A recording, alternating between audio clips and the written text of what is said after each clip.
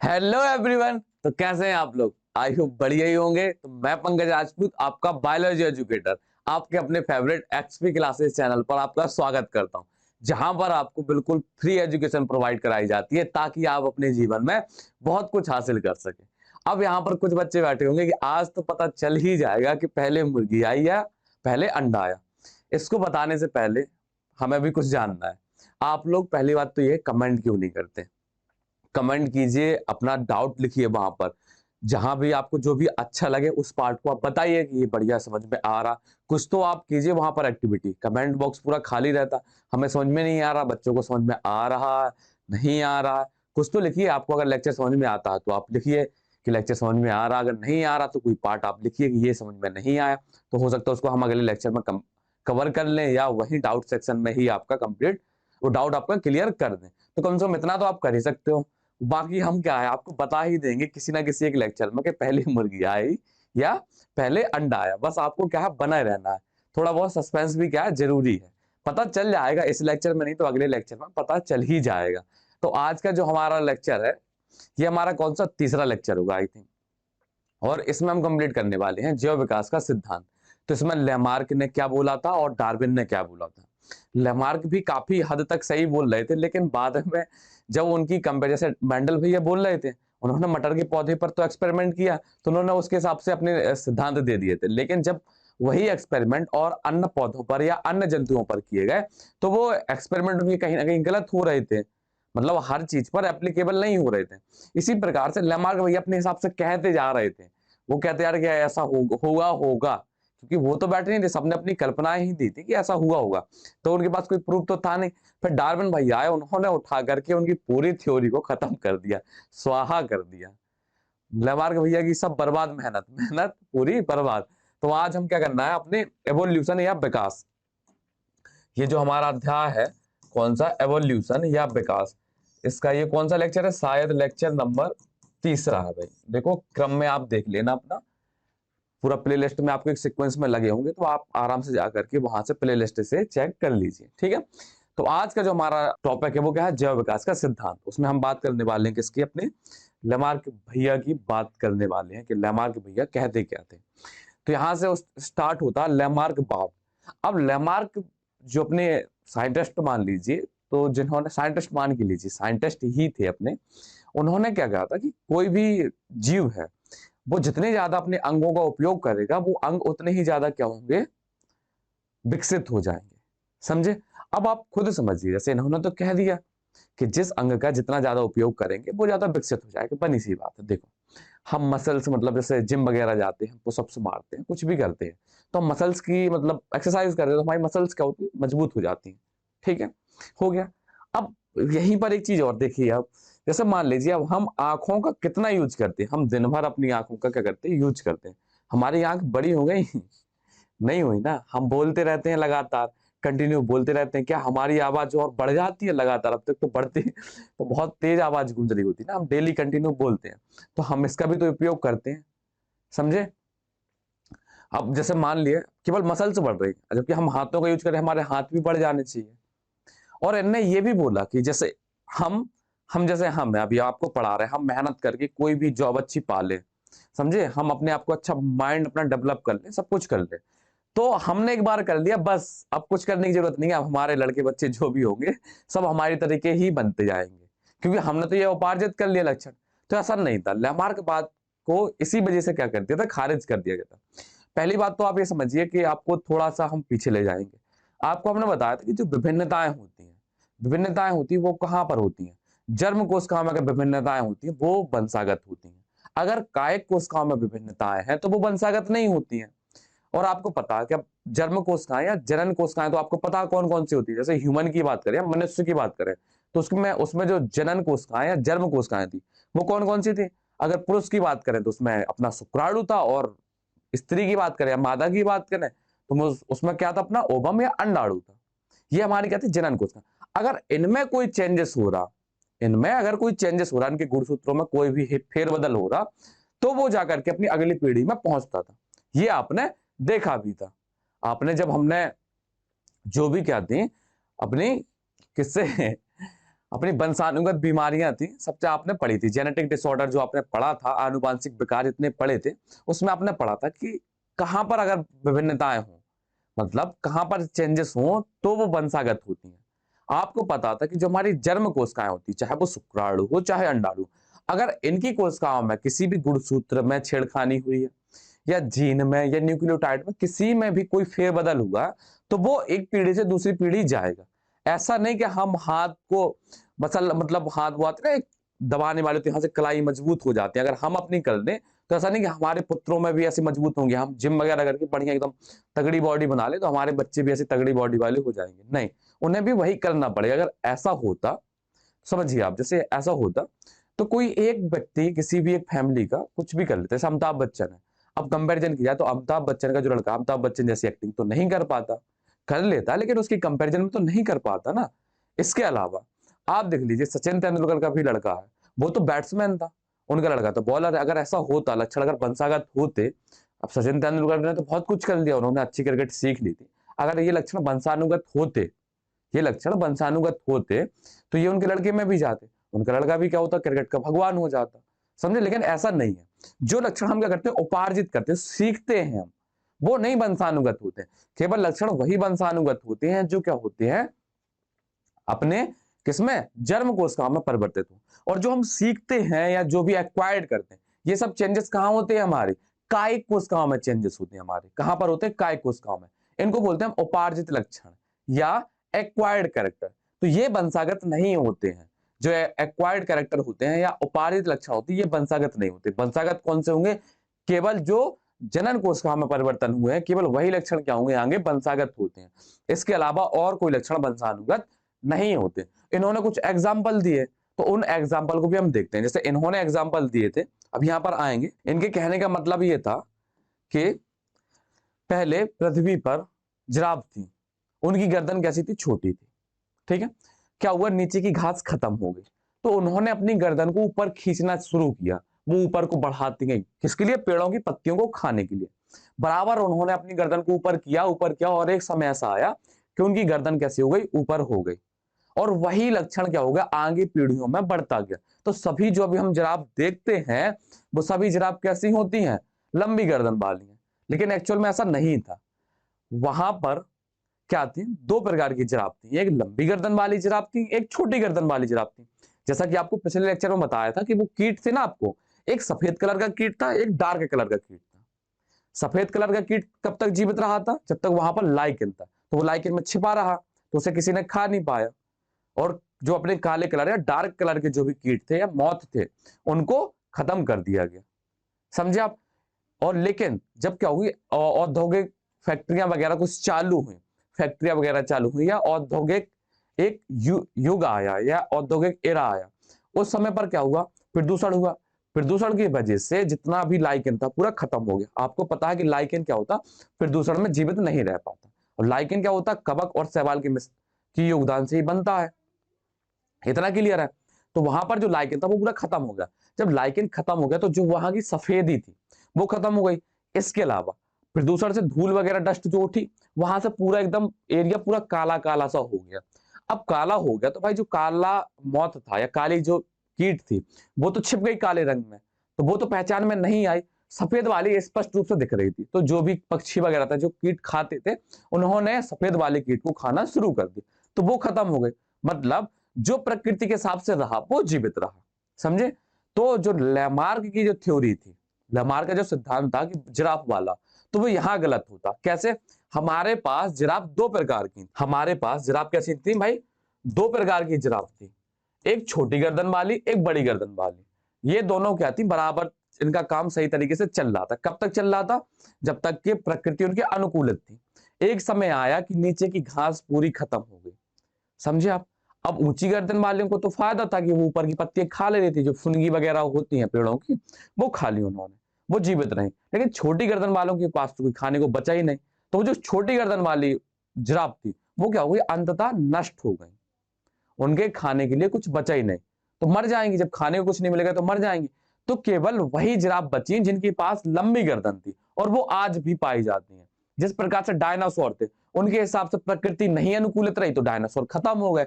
अगर उनके हिसाब से प्रकृति रहती तो आज भी तुम अपने गार्डन में एक डायनासोर पाले हुए होते। ठीक है, नहीं पालते, बहुत बड़ा एरिया होता है, आपने देखा भी होगा मूवियों में कितनी जगह लगती है। देखो यहाँ पर, आप यहाँ पर देख रहे हैं, ये लंबी गर्दन वाली जिराफ है, ये क्या है, लंबी गर्दन वाली जिराफ है, और ये देखो छोटी गर्दन वाली जिराफ है। ये जो लंबी गर्दन वाली है ये तो आराम से इसको खा लेगी बेचारी, अब ये नहीं खा पाएगी, तो देखो ये पड़ी है यहाँ पर, ये छोटी गर्दन वाली क्या हो गई, मर गई, और अंततः ये क्या होंगे, नष्ट हो गए। तो लैमार्क बाद का फिर से यहाँ पर क्या हुआ, सिद्धांत गलत हो गया।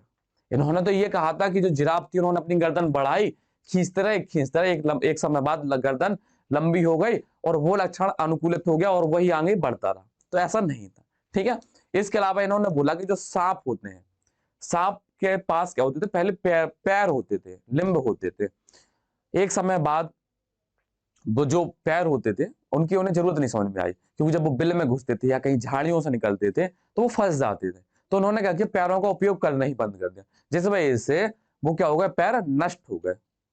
समझे आप, जैसे आप अपने दिमाग का उपयोग नहीं करते, समझे, तो क्या दिमाग नष्ट हो गया आपका, नहीं हुआ ना, दिमाग तो है, बस उसकी कैपेसिटी खत्म हो जाती है। जैसे हम किसी का हाथ, किसी अंगों का यूज नहीं करते तो उनकी क्षमता खत्म हो जाती है, लेकिन वो नष्ट तो नहीं होते ना, समझे। ठीक है, तो अपने दिमाग को यूज करो, उसकी क्या क्षमता बढ़ाओ, पढ़ाई करो, ठीक है, नहीं तो वो क्या होगा, ऐसे गोबर गणेश बना रहेगा, समझे आप। तो यहाँ पर क्या बताया था, हाँ देखो यहाँ पर हम एक डायग्राम भी लाए, देखो यहाँ पर ये आपने कभी देखे नहीं होंगे, सांप के यहाँ पर पैर भी होते हैं, समझे, ये पैर देखो यहाँ पर झाड़ियों में फंस गए, तो जब ये दौड़ते थे, इनके पीछे कोई शिकारी लगा है, ये दौड़ रहे हैं, अब ये दौड़ रहे हैं बराबर, तो क्या होता था, ये झाड़ियों में फंस गया, अब ये झाड़ियों में फंसे हैं तो कोई भी आकर के इन्हें मार सकता था। ठीक है, तो इन्होंने क्या किया कि अपने अंग उपयोग करना बंद कर दिए, लेकिन ऐसा नहीं था। ये दो प्रकार के सांप थे, जिनके पैर थे और जिनके पैर नहीं थे। जिनके पैर थे वो, उनका शिकार तेजी से चलता रहा, क्योंकि वो बिलों में नहीं घुस पाते थे अपने बचाव के लिए, वो बाहर ही रह जाते थे, बिलों में घुसते थे उनके पैर फंस जाते थे, तो उनका शिकार बहुत तेजी से हुआ, इसलिए वो जल्दी नष्ट हो गए। लेकिन जिनके पैर नहीं थे वो जल्दी से सटाक से क्या होते थे, अंदर घुस जाते थे, किसके अंदर, बिल के अंदर, तो उनका शिकार नहीं हो पाता था, समझे आप, तो वो बच गए, उन्हें प्रकृति ने चुना।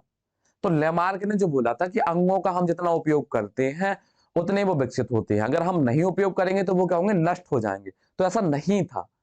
ये प्रकृति पर डिपेंड करता है कि प्रकृति किसे चुन रही है, समझे आप, जो डार्विन ने सिद्ध किया था।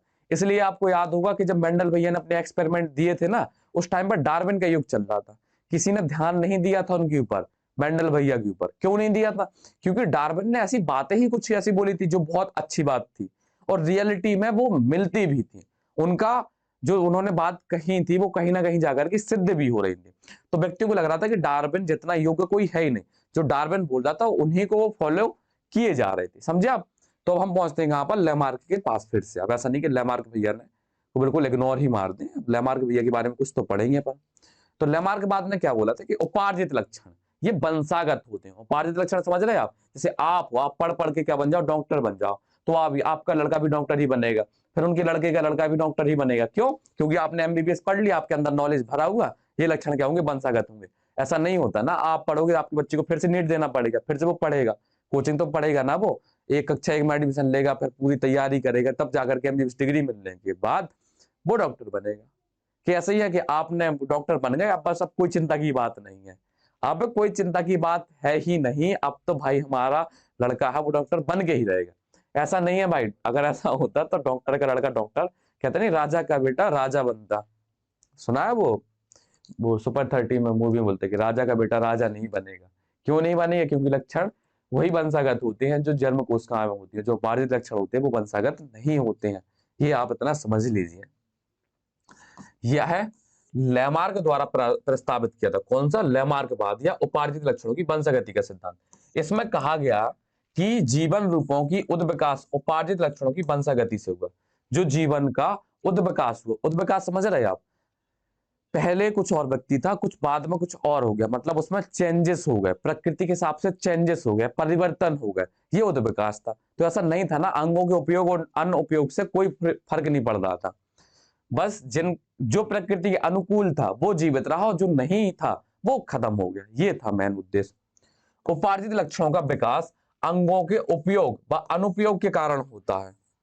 ये किसने कहा था, लेमार्क ने कहा था, जो क्या हुआ था बाद में खारिज कर दिया गया था, समझे। अब यहाँ पर अंगों के उपयोग द्वारा उद विकास, देखो उदाहरण के लिए किसकी बात करी, जिराफ की बात की, कि जिराफ की कैसी थी, जिराफ की लंबी गर्दन थी, वो सॉरी छोटी गर्दन थी। बाद में जब पत्तियां खत्म हो गई तो उन्होंने पत्तियों को खाने के लिए, पेड़ों की ऊंची पत्तियों को खाने के लिए अपनी गर्दन को बढ़ाया, उसका गर्दन का बहुत उपयोग किया, पहले उछले वो आगे। हाँ ये भी कहा कुछ बुकों में होता है, अपनी एनसीईआरटी में नहीं है, कि उन्होंने अपने ऐसे उछल उछल के आगे बढ़े तो आगे के पैर भी उनके बड़े हो गए और उनकी गर्दन भी बड़ी होगी, मतलब उन्होंने आगे के दोनों पैरों का भी उपयोग किया और गर्दन का। इस वजह से वो दोनों क्या हो गए, विकसित हो गए। पीछे के पैरों का उपयोग नहीं किया तो वो विकसित नहीं हुए। तो ये उन्होंने बोला था। जबकि जो 9 लैमार्क के बाद आया था वो अपनी एनसीईआरटी में है नहीं, लेकिन हम आपको बता दे रहे हैं ये जो इनके जो नियम थे खारिज किसने किए थे, 9 लैमार्क के बाद आया था। एक लैमार्क के बाद, अब लैमार्क के बाद में और थोड़ा सुधार हुए तो उसे हमने 9 लैमार्क के बाद बोल दिया, या नियो लैमार्किज्म, नियो लैमार्किज्म, जिसमें बताया गया था कि भाई जिराफ ने अपनी गर्दन उछल उछल के नहीं बढ़ाई। वो दो प्रकार की जिराफ थी, जो छोटी गर्दन वाली जिराफ थी और बड़ी गर्दन वाली जिराफ थी। इतना क्लियर है आपको। अब इसी प्रकार से अंगों के अनुपयोग द्वारा उद विकास। अब सांपों ने क्या किया था, अपने जो लिम्ब थे, पैर थे, उनका अनुपयोग किया, उनका उपयोग करना ही बंद कर दिया, तो धीरे धीरे वो क्या हो गए, नष्ट हो गए। लेकिन ऐसा नहीं था, दो प्रकार के सर्प थे, जो क्या थे, जिनके पास पैर थे और जिनके पास पैर नहीं थे। और जिनके पास पैर थे वो नष्ट हो गए और जिनके पास पैर नहीं थे वो क्या रहे, जीवित रहे। समझे। तो ये जो बात कही गई ये 9 लैमार्क के बाद की बात है। ये अगर कहा जाए तो ये क्या था, 9 लैमार्क के बाद उन्होंने बताया कि दो प्रकार की जिराफ थी भाई, एक प्रकार की जिराफ नहीं थी। अपने में है नहीं तो ज्यादा उसमें बात नहीं करेंगे, लेकिन आपको बता दिया कि 9 लैमार्क के बाद अगर पूछा जाए तो उसमें क्या था, उसमें यह बताया गया था कि जिराफ दो प्रकार की थी, एक छोटी गर्दन वाली, एक बड़ी गर्दन वाली। जो छोटी गर्दन वाली थी वो नष्ट हो गई। क्यों? क्योंकि उनके पास खाने को कुछ बचा नहीं था। कुछ बच्चे कह रहे हो यहाँ पर ये घास दिख तो रही, खा क्यों नहीं रही, तो यहाँ हो सकता है वो घास ना हो भाई, समझे। और यहाँ पर ये सर्प भी क्या हो गए, नष्ट हो गए। किसी को डर भी लग रहा होगा सांप देख के, मुझे लगता है। देखो डार्विन बाद, अब जब लैमार्क के बाद खत्म हो गया, लैमार्क के बाद खत्म हो गया, 9 लैमार्क के बाद खत्म हो गया, तो इसके बाद हमारा क्या आता है, डार्विन भैया आते हैं। और डार्विन ने भाई बहुत अच्छी अच्छी बातें कही थी जो आगे यूजफुल भी रही। ठीक है। तो डार्विन ने क्या किया था, चार्ल्स डार्विन इनका नाम था। एक HMS बीगल था, ये जो HMS बीगल एक सिर्फ ये जहाज का नाम है, ये इनके गुरु ने दिया था। जैसे हम तुम्हें दे दें कुछ ज्ञान दे रहे हैं, ले लो भाई इतनी बहुत है और क्या देंगे, आप अच्छे नंबर लाओ तो आपको हो सकता है कुछ और दिया जाए। तो एक HMS बीगल, ये समुद्री जहाज था, विश्व समुद्री जहाज था, ये इनके गुरु ने इनको दिया था। किसको? चार्ल्स डार्विन को। ठीक है। इसलिए इसका जो नाम था हिज मैजेस्टी शिप था, इस करके उनकी एक मतलब एक सम्मान के तौर पर उसका नाम रख दिया ऐसे। ठीक है। और एल्फ्रेड बेलेस एक प्रकृति वैज्ञानिक थे। एल्फ्रेड बेलेस भी क्या थे, प्रकृति वैज्ञानिक थे। ये भी क्या कर रहे थे, डार्विन की तरह इन्होंने भी, डार्विन ने कहां पर किया था, अपने गैलापैगोस पर, यहां पर लिखा नहीं। जो डार्विन भैया थे, डार्विन ने कहां पर, गैलापैगोस एक आइसलैंड था, आइलैंड महा वो द्वीप जानते हो आप, गैलापैगोस एक द्वीप था। उन्होंने यहां पर जाकर के विकास के बारे में समझा था। और जो हमारे एल्फ्रेड बेलेस थे, इन्होंने मलय आर्कपेलागो इस पर जाकर के कुछ रिसर्च की थी। जब उन्हें जाकर के पता चला था, फिर इन्हें पता चला कि जो हमने खोज की है वो दोनों एक दूसरे से क्या सिमिलर है। और यहाँ पर ये जो थॉमस माल्थस, इन्होंने एक ऐसे लिखा था, किस पर, पॉपुलेशन पर या समष्टि पर।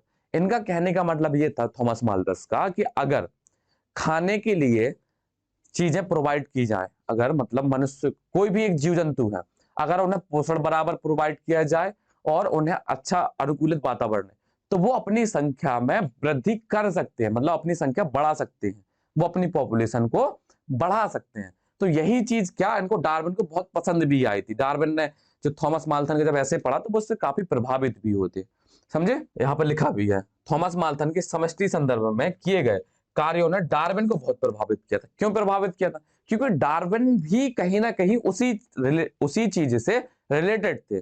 उन्होंने भी जब चीजें देखी तो उन्हें भी पता चला कि जब किसी भी जंतु के अनुकूलित वातावरण मिलता है और उसे खाने के लिए बराबर पोषण मिलता है तो वो वृद्धि करता है, और उस वातावरण में क्या होता है, सुटेबल हो जाता है, उसके हिसाब से वो रह जाता है, बन जाता है। जिस प्रकार से डार्विन फिंचेस की बात की थी, अभी हम डार्विन पर और बात करेंगे, इतने में नहीं खत्म होगा। अब देखो यहां पर डार्विनवाद की दो मुख्य संकल्पनाओं पर आधारित है। डार्विन का जो सिद्धांत है वो दो सिद्धांतों पर चलता है या दो कल्पनाओं पर चलता है। एक ब्रांचिंग डिसेंट या सार्वजनिक अवरोहण अवरोहण इसको भी बता रहा है, और प्राकृतिक वर्ण या नेचुरल सिलेक्शन। देखो आप, सबसे पहले हम समझ रहे हैं सार्वजनिक अवरोहण। जब हमारे डार्विन भैया गैलापैगोस पर गए थे, गैलापैगोस जो द्वीप था वहां गए, उन्होंने बताया था आपको कितने प्रकार की, 13 प्रकार की फिंचेस देखी, 13 प्रकार की पक्षियां थी जिन्हें उन्होंने डार्विन फिंचेस का नाम दिया गया था। उन्होंने देखा कि ये जो सब पक्षी हैं ये अलग अलग, अब जो द्वीप होता वो छोटा तो होता नहीं, काफी बड़े बड़े द्वीप होते हैं, समझे। तो उन्होंने पूरे द्वीप में जब भ्रमण किया तो उन्होंने देखा कि ये जो पक्षी हैं इनके पूर्वज तो एक ही हैं, इनके पूर्वज एक ही हैं। जैसे मान लो इनका ये यहां पर थे पहले, कैसे बनाते पक्षी, इस प्रकार से कैसे बनाते थे, इस प्रकार से पक्षी बनाते थे शायद, इस प्रकार से, हाँ इसी प्रकार से, याद आ गया हमें। चलो हम बनाते हैं, जब छोटे थे तब बनाया करते थे इस प्रकार से। वो माँ होती ना सीनरी वगैरह बनाती है, इसमें एक झोपड़ी बना देते हैं, एक सूर्य बना देते हैं, कुछ पक्षी और व्यक्ति झाड़ू लगाते हुए वो पहाड़ वगैरह बना देते, वहां से सूरज निकलता है, इसी प्रकार से। तो वहां पर कुछ पक्षी बनाए जाते थे, तो वो इस प्रकार से पक्षी बनाए जाते थे। दूर से देखने पर ये लगते थे पक्षी उड़ता हुआ जा रहा, ठीक है, आपको नहीं लग रहा होगा लेकिन हमें ऐसा लगता था, ठीक। मान लो यहाँ पर क्या थे, पक्षी थी, अभी वो एक ही वातावरण में रह रहे थे, इनके पूर्वज क्या है, समान है। जब ये अलग अलग क्षेत्रों में गए, ये अलग अलग क्षेत्रों में गए, जब ये अलग अलग क्षेत्रों में गए, इस तरीके से, हाँ इस तरीके से उड़ रहे, इनको ऐसे बना हटा करके क्या हुए, इनके जो पूर्वज थे वो यहाँ रह रहे थे, मान लो वो यहाँ रह रहे थे, यहाँ से वो अलग अलग कहाँ गए, क्षेत्रों में गए, अलग अलग क्षेत्रों में गए। जब ये अलग अलग क्षेत्रों में गए तो इन्होंने उसके हिसाब से क्या कर लिया, अपने आप को परिवर्तित किया। जैसे मान लो कोई पक्षी था, उनमें से कोई कुछ जो पक्षी थे वो इस ऐसी जगह पर गए जहां पर खाने को केवल कीट कीट मिलते थे, खाने को कीट कीट मिलते थे। अब आप कहोगे कि वो यहां से गए क्यों, अगर वो यहीं रहते, देखो अगर वो यहीं रहते तो यहाँ पर भोजन कम पड़ जाता उन्हें, भोजन कम पड़ जाता तो अंततः वो नष्ट हो जाते, क्योंकि एक अंतरजातीय संघर्ष होता या अंतरजातीय कंपटीशन भी होता। अभी हम इस पर भी आगे बात करेंगे, ये चैप्टर बढ़िया इंटरेस्टिंग चैप्टर है। तो यहाँ पर ऐसा मान लो इसी क्षेत्रफल पर रहते तो यहाँ पर जो भोजन होगा वो एक सीमित भोजन होगा, तो कुछ समय बाद ये भोजन यहाँ से खत्म हो जाता। तो इससे बचने के लिए ये लोग अलग अलग क्षेत्रफल में गए। जैसे गांव में व्यक्ति रहते हैं तो वहां पर क्या होता कि कुछ लोग बाहर निकल जाते, बाहर पैसा कमाने के लिए जाते हैं कि ज्यादा पैसा कमा के एक बार हम फिर वापस आ जाएंगे, बाहर गए बाहर से पैसा कमा के हम वापस आ जाएंगे। लेकिन जब व्यक्ति बाहर जाता तो वहां की चकाचौंध में पड़ जाता, उसे लगता कि यहाँ का वातावरण अच्छा, वो उसी के अनुकूलित हो भी जाता, समझे आप। तो यहाँ से कुछ पक्षी निकले, जैसे मान लो इस वाले एरिया में आए। अब यहाँ का जो क्षेत्रफल था या एरिया था, यहाँ पर खाने को केवल कीट मिलते थे। अब ऐसा तो है नहीं कि पक्षी कीट खाते नहीं, वो वेजिटेरियन हो, तो यहाँ पर कीट मिलते थे तो इन्होंने कीट खाना शुरू कर दी, तो उन्हीं की जो चोंच थी वो कीट के हिसाब से बदल गई, समझे। इसके अलावा कुछ पक्षी ऐसी जगह पर गए, यहाँ पर गए, यहाँ पर क्या हुए, यहाँ पर खाने के लिए केवल बीज बस मिलते थे, तो उनकी जो चोंच थी केवल बीज के अनुकूलित हो गई, समझे आप। इसके अलावा कुछ कहां पर गए, अपने इस जगह पर आए, जैसे मान लो दूसरी जगह पर गए, यहां पर क्या था कि यहाँ पर ऐसे पेड़ पौधे थे जिनमें चोंच मार करके उनके तनों से बढ़िया रस पिया जाता था, तो उनका भोजन आराम से चल जाता था। तो आपने कठफोड़वा देखा होगा, वो पेड़ में एकदम चोंच मारता रहता, खट खट खट खट खट खट करता रहता। तो उसके लिए उनकी चोंच क्या होनी चाहिए, मजबूत होनी चाहिए। अगर वो ऐसे कोमल चोंच होगी या ऐसे साधारण चोंच होगी, जब मारेंगे तो टूट जाएगी उनकी। तो उन्होंने धीरे धीरे प्रैक्टिस कर करके वो चोंच उसके अनुकूलित कर ली उन्होंने, समझे आप। तो ये लोग इसी क्षेत्रफल में रह गए। तो जब उन्होंने डार्विन ने इनका अध्ययन किया तो इन्होंने नोटिस किया कि ये सब जो पक्षी हैं यहाँ पर हैं तो ये एक ही पूर्वज के, लेकिन क्या ये अलग अलग क्षेत्रफल में फैल गए, तो ये अलग अलग क्षेत्रफल के हिसाब से अपने आप को इन्होंने अनुकूलित कर लिया। जो आपको अनुकूलित विकरण बताया था कि अलग अलग क्षेत्रफल में अलग अलग क्षेत्रफल में रह करके उस हिसाब से वो अनुकूलित हो जाते हैं, इसी प्रकार से ये भी। तो इनका पूर्वज तो एक है लेकिन ये अलग अलग भागों में बट गए, तो ये किसमें, शाखाओं से जुड़े हुए हैं ना, अपने पूर्वज से तो जुड़े हुए हैं भाई। कहते नहीं कि अपने भारत देश के लोग जब ऑस्ट्रेलिया वगैरह जाते हैं, इंग्लैंड वगैरह जाते हैं, वहां रहते हैं, लेकिन जब इंग्लैंड और इंडिया का मैच होता तो वो सपोर्ट किसको करते हैं, इंडिया को करते हैं। मतलब उनके पूर्वज तो हैं, उनका दिल तो कहते हैं ना, दिल तो फिर भी है हिंदुस्तानी, समझे। वो जुड़े हुए कहां से, अपने पूर्वजों से। तो वो किससे कनेक्ट है, अपने पूर्वजों से। तो ये जो ब्रांच टाइप की जो संरचना बनती है, ये होता अपना क्या, सार्वजनिक अवरोहण या ब्रांचिंग डिसेंट। तो ये उन्होंने बोला कि अगर कोई भी व्यक्ति है या कोई भी जंतु है वो अपने पूर्वजों से दूर कहीं जाता है तो अपने आप को वो परिवर्तित तो करेगा, परिवर्तित करना पड़ेगा। अगर वो परिवर्तित नहीं करेगा तो वो उस कंडीशन में रह ही नहीं पाएगा। समझे आप? जैसे आप दूसरे विदेशों में जाएंगे तो लैंग्वेज तो आपको वहां की सीखनी पड़ेगी, नहीं तो आपको काम नहीं मिलेगा उस लेवल का। तो अपने आप को परिवर्तित करना पड़ेगा, किसके अनुसार? प्रकृति के अनुसार। लेकिन ऐसा तो है नहीं कि आपका जो कनेक्शन है वो अपने देश से खत्म हो जाएगा, तो आप जुड़े तो रहोगे अपने पूर्वजों से, लेकिन आपका थोड़ा जो बाहर रूप है या जो तरीके हैं आपके वो बदल जाएंगे। इसके अलावा उनकी जो दूसरी संकल्पना थी ये बहुत इंपॉर्टेंट और ये जरूरी भी है। यहां पर लिखा कि प्राकृतिक वर्ण, नेचुरल सिलेक्शन। अगर आप प्रकृति के हिसाब से नहीं चलोगे तो प्रकृति आपको नहीं चुनेगी और अंततः आप नष्ट हो जाओगे। जिस हिसाब से प्रकृति होती है उस हिसाब से आपको ढालना पड़ेगा। अगर आप उस हिसाब से नहीं ढालोगे तो आप क्या होगे? नष्ट हो जाओगे। समझे आप?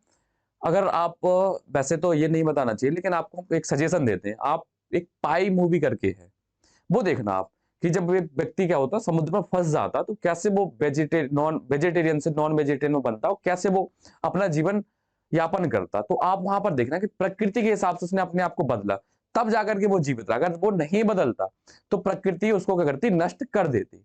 अगर आप देख सको तो देख लेना, पाई शायद हॉलीवुड की एक मूवी है पाई करके, द लाइफ ऑफ पाई, जिसमें क्या होता है एक एक चीता और एक लड़का एक ही नाव पर फंस जाते हैं। तो उसमें अब दिखाया जाता है कि वो कैसे मतलब स्ट्रगल कर करके बचता, मतलब वो अपने आप को परिवर्तित करता, कच्चा मांस खाना शुरू कर देता, मतलब प्रकृति के हिसाब से, क्योंकि वहां कुछ खाने को बचता नहीं, उसके पास जितना था वो खत्म हो जाता।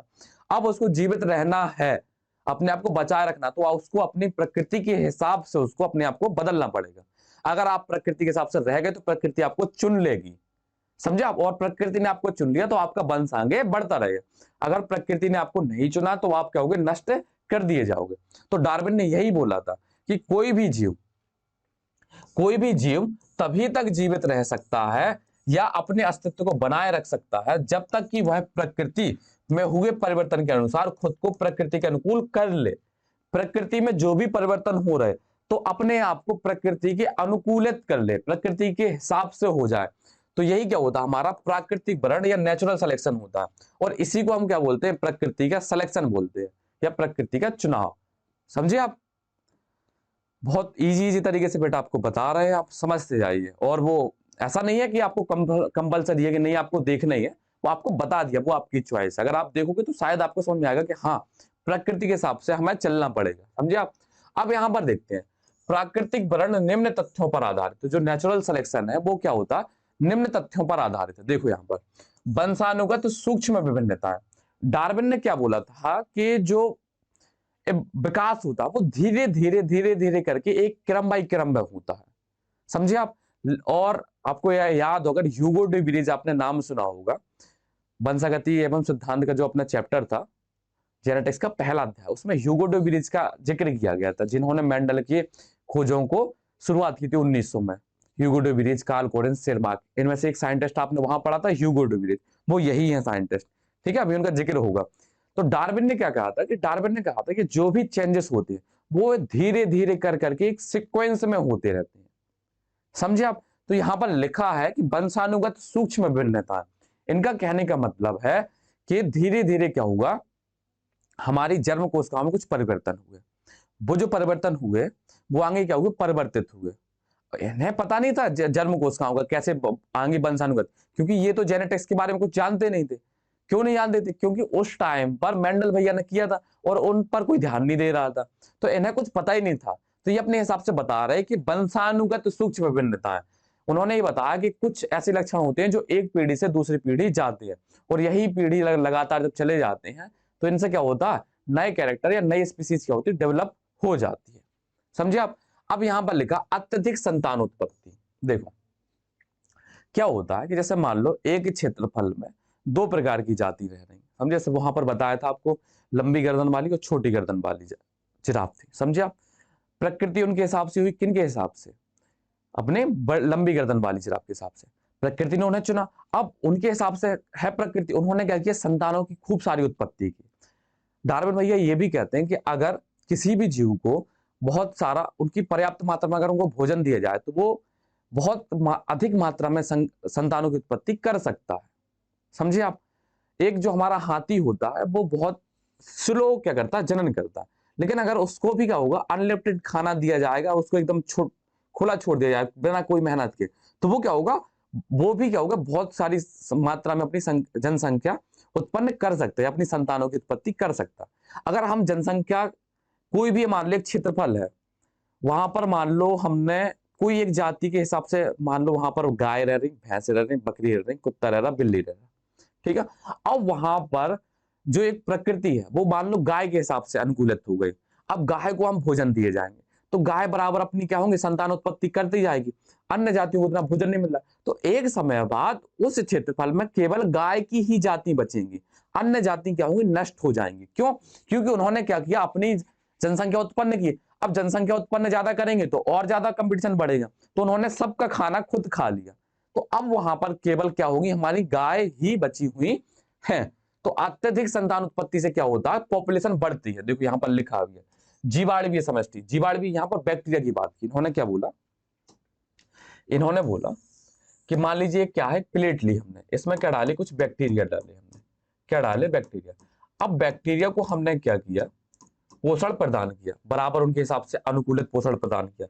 जब बराबर हम पोषण प्रदान करते रहे तो इन्होंने संख्या क्या करी अपनी, बहुत मात्रा में, बहुत तेजी से इन्होंने अपनी संख्या बढ़ाई, एकदम पूरा एकदम सघन कर दिया ये एरिया पूरा, एकदम अपनी मात्रा इन्होंने खूब बढ़ाई। मतलब इन्होंने अपना पॉपुलेशन बढ़ा लिया। आपको भी पता है कि अगर मनुष्य को बिना किसी मेहनत के कुछ ना करने दिया जाए, केवल खाने को दिया जाए, बढ़िया मस्त रहे, तो उसके पास काम क्या, केवल जनन। तो वो जनन करता रहेगा और अपनी संख्या बढ़ाते रहेगा। व्यक्ति ज्यादा, अब मनुष्य जनन क्यों नहीं कर रहे, आपको हमने जनसंख्या वृद्धि पढ़ाया था। अगर व्यक्ति ज्यादा जनन करेगा तो उसे अंततः भोजन की कमी हो जाएगी। जनसंख्या जितनी ज्यादा बढ़ जाएगी उतनी ही कमी हो जाएगी सोर्सों की। अगर हम कमी नहीं होने दे रहे, सोर्सों की हम कमी नहीं होने दे रहे, हम सोर्स या स्रोत बढ़ाते जा रहे, खाने के लिए उसको बराबर देते जा रहे, तो अपनी संख्या बढ़ा सकता है। एक मनुष्य अपने जीवन काल में आराम से 10 या 15 बच्चे कर सकता है, लेकिन अभी नहीं कर रहे ना हम। क्यों? क्योंकि सोर्स या स्रोत की कमी हो सकती है। समझे? तो ये कहने का मतलब इनका ये था, किनका भाई, अपने डार्विन भैया, क्या अगर इनको क्या किया जाए, बराबर उसके हिसाब से प्रकृति हो जाए और बराबर भोजन प्रदान किया जाए, तो जो समष्टि होती है, समष्टि मतलब पॉपुलेशन, पॉपुलेशन के आकार में क्या हो सकती है, अधिकतम वृद्धि हो सकती है। अधिकतम प्रजनन के कारण चरघातांकी, चरघातांकी मतलब 4 गुना वृद्धि हो सकती है। समझे आप? अब इसके बाद देखते हैं सीमित प्राकृतिक संसाधन। जो सीमित प्राकृतिक संसाधन, अब ये बात कर रहे हैं प्राकृतिक वर्ण पर। अब देखो सीमित प्राकृतिक संसाधन, सीमित प्राकृतिक संसाधन तो होते ही है, समझे आप, इसलिए व्यक्ति करता उतना जनन नहीं करता। व्यक्ति या कोई भी जंतु है उसे अपने एक हिसाब से जनन करता है, समझे आप। अब यहां पर जो बात की है सीमित प्राकृतिक संसाधन, सीमित प्राकृतिक संसाधन ये कहता है कि जब संसाधन क्या होंगे, सीमित हो जाएंगे। जैसे मान लीजिए चारा था, गाय भैंस बकरी सब ये चारा खाती है, लिमिटेड एरिया है, वहीं पर क्या है, चारा होता है। तो ये क्या होगा, उन सभी में क्या होगा, एक कंपटीशन बढ़ जाएगा। सबसे पहले कंपटीशन तो बढ़ता क्या इसमें, अंतर जातियों, मतलब गाय गाय के बीच में कंपटीशन बढ़ेगा। क्यों? क्योंकि उनका भोजन तो एकदम एकदम समान होगा, ठीक है। हो सकता है और अन्य जानवरों को थोड़ा बदल जाए, और फिर और जानवरों के बीच में समानताएं होंगी। जैसे मान लीजिए कि जैसे हमारी बकरियां होती हैं, वो बकरियां ज्यादा क्या होती हैं, बकरियां अपनी पत्ती वगैरह भी खा लेती हैं, जैसे पेड़ वगैरह काट के डाल दो तो उनकी पत्ती खा लेती है, लेकिन गाय वगैरह नहीं खाती। अगर मान लो बात की बात कर रहे हैं कि जैसे क्या हो गया कि किसी भी क्षेत्रफल में है, वहां पर घास खत्म हो गई और हमने पेड़ काट काट करके वहां पर पत्तियां डाल दी पूरे में, ठीक है। एक बात की बता रहे हैं, मैं एक्सपेरिमेंट की बात। तो जो गाय तो पहले खाती नहीं है पत्तियां, कि कौन खाती, बकरियां। तो जितनी बकरियां होंगी पहले तो कंपटीशन बकरियों में चलेगा कि तुमसे ज्यादा मैं खा लूंगी, मतलब बकरी बकरियां आपस में क्या होंगी, लड़ेंगी, वही ज्यादा खाएंगी। उसके बाद अगर उन्हें कोई कंपटीशन देगा उन बकरियों के अलावा, तो गाय, क्योंकि अब कुछ नहीं है खाने को तो उससे अच्छा तो यही खा ले। तो सबसे पहले जो कंपटीशन या प्रतिस्पर्धा होती है वो अंतर जातीय में होता है, फिर अंतः जाति में, फिर अंतर जातीय, मतलब पहले समान प्रकार की जाति में, फिर अन्य जाति के बीच में क्या होता है, प्रतिस्पर्धा होती है। तो यहां पर लिखा है कि सीमित प्राकृतिक संसाधन, यह जीवों में संसाधनों के लिए प्रतियोगिता, जिससे समष्टि का आकार सीमित बना रहे। जो प्रकृति होती है वो संसाधन एक लिमिट में उपलब्ध कराती है, अगर लिमिट में उपलब्ध नहीं कराएगी तो संख्या बहुत ज्यादा बढ़ जाएगी, और संख्या बहुत ज्यादा बढ़ जाएगी तो प्रकृति का संतुलन बिगड़ जाएगा। समझे आप? तो प्रकृति करती है एक लिमिट। अब हम लोग हैं, अब हम नई नई प्रकृति, नई नई चीजें यूज कर करके और पैदावार करते हैं, नहीं करेंगे तो व्यक्ति मर जाएंगे भूखे। समझे? प्रकृति तो केवल उतना ही उत्पादन करती है जितना व्यक्ति को जरूरत है, वो तो हम ज्यादा पैदावार करा रहे हैं नई नई चीजों का उपयोग कर करके। अब इसके बाद देखते हैं जीवन के लिए संघर्ष। बनी सी बात है, अगर संसाधन लिमिटेड होंगे तो संघर्ष उतना ही ज्यादा होगा, और संघर्ष दो प्रकार के होंगे, एक समान प्रकार की जातियों के बीच में और एक अन्य दूसरी भिन्न जातियों के बीच में संघर्ष होगा। जो संघर्ष जीत जाएगा वही अंततः जीवित रहेगा। समझे? मतलब जो प्रकृति के हिसाब से जो जितने संसाधन लिमिटेड संसाधन है, जैसे डायनासोर थे, उन्हें क्या था, बहुत ज्यादा मात्रा में भोजन चाहिए होता, यही हम मान सकते हैं कि उन्हें बहुत ज्यादा खाना होना होता, और उतना खाना होता नहीं था उस टाइम पर, तो वो क्या हो गए, नष्ट हो गए। जो कम खाने में अपना काम चला पा रहे थे वो जीवित रह गए, यही हुआ होगा। तो प्रकृति भी क्या होती है, जीवन के लिए संघर्ष करना पड़ता है। समझिए आप, जैसे कहीं पर कुछ वो बढ़ते नहीं है, भंडारे वगैरह होते बढ़ते हैं, तो जो ज्यादा ताकतवर होता है वही ज्यादा लेकर के आता, और जो कमजोर होता है वो तो भीड़ में दबा ही रह जाता, उसको कुछ मिलता ही नहीं, वो भूखा रह जाता। इसी प्रकार से जीवन के लिए भी क्या होते हैं, बहुत संघर्ष होते हैं। संसाधन क्या होते हैं, लिमिटेड होते हैं, तो उनके लिए क्या होती है, प्रतियोगिता चलती रहती है, जिससे समष्टि का आकार भी क्या होता है, सीमित बना रहता है, और ये कंपटीशन जरूरी है। अब हर व्यक्ति को नौकरी दे दी जाएंगी तो कुछ नहीं कर रहे पर। और यहां पर लिखा योग्यतम की उत्तर जीवित, जो ज्यादा उत्तम होगा वही जीवित रहेगा, जो ज्यादा योग्य होगा या उत्तम होगा वही जीवित रहेगा, और जो कम योग्य होगा या कम उत्तम होगा वो क्या होगा, अंततः नष्ट हो जाएगा। ये किसके काम है, अपने डार्विन भैया की। इन्होंने यही बोला था कि प्रकृति, अब ये आ किसके अंतर्गत रहे, प्रकृति के चुनाव के अंतर्गत, जो अपने नेचुरल सिलेक्शन हुए थे, प्राकृतिक चुनाव थे, उसके अंतर्गत आ रहे कि प्रकृति कैसे चुनाव करती है, किसको चुनाव करती है, जो क्या होगा, सर्वाइवल ऑफ द फिटेस्ट, या योग्यतम की उत्तर जीविता। जो ज्यादा योग्य होगा प्रकृति में केवल वही जीवित रह पाएगा, और जो योग्य नहीं होगा वो अंततः नष्ट हो जाएगा। जीवन संघर्ष के दौरान लाभकारी विविधताओं वाले जीव संसाधनों का बेहतर उपयोग कर सकते हैं, इसलिए वे जीव जीवित रहते हैं और प्रजनन करते हैं। इसे ही योग्यतम की उत्तरजीविता कहा जाता है। इससे जीव समष्टि की विशिष्टताओं में बदलाव होंगे और इस तरह नए जीवन स्वरूप प्रकट होंगे। अब मान लीजिए एक बात बोल रहे हैं, किसी समय बाद, कुछ समय बाद मान लीजिए कुछ नहीं बचा खाने को, अब जीव ही जीव बचे हैं, तो अब है ना नॉन वेज तो खाना ही पड़ेगा। अब जो व्यक्ति नॉन वेज नहीं खाते वो अंततः नष्ट हो जाएंगे। क्यों? क्योंकि वो भूखे मरेंगे, भूखे मर के वो नष्ट हो जाएंगे। तो केवल पृथ्वी पर कौन बचेंगे, केवल नॉन वेज वाले बचेंगे। जो वेजिटेरियन होंगे वो तो नष्ट हो जाएंगे, कौन बचेंगे, नॉन वेजिटेरियन बचेंगे। क्यों? क्योंकि उनके लिए अभी वहां पर भोजन उपस्थित है और वेजिटेरियन का भोजन खत्म हो गया। समझे आप? यही होता है हमारा क्या, योग्यतम उत्तर जीविता। जो ज्यादा योग्य होगा प्रकृति के हिसाब से वही जीवित रहेगा, और ये जो योग्य नहीं होगा वो अंततः क्या होगा, नष्ट हो जाएगा। समझे? तो ये जो हमारा था जीव विकास के सिद्धांत, ये हमारा टॉपिक कंप्लीट होता है। इसमें लैमार्क बाद और डार्विन बाद आपको शायद अच्छे से समझ में आया होगा, और जो भी पार्ट आपको अच्छा लगे भाई वो आप आराम से कमेंट कर सकते, जो भी सही होगा। ठीक है भाई? तो तब तक के लिए हम क्या करते हैं, आपसे विदाई लेते हैं और मिलते हैं अपने नेक्स्ट एक छोटे से लेक्चर में फिर से। और तब तक के लिए आपके लिए थैंक यू भाई, और पढ़ते रहिए भाई। देखो, पढ़ना आपके लिए जरूरी है और पढ़ाना हमारे लिए जरूरी है। तो हम तो पढ़ा रहे हैं, बस आप पढ़ते रहिए। आपको नोट्स भी नहीं बनाना, नोट्स आपको बने बनाए मिल रहे हैं, आपको बढ़िया हैंड राइटेड नोट्स मिल रहे हैं, कोई दिक्कत है नहीं है। और वन शॉट भी इनके साथ में ही आ रहा, तो आपको बढ़िया ये चैप्टर खत्म हुआ, जल्दी से आप वन शॉट लीजिए, आपका रिवीजन भी हो जाएगा। समझे आप? तो मिलते हैं अपने क्या नेक्स्ट लेक्चर में, तब तक के लिए थैंक यू।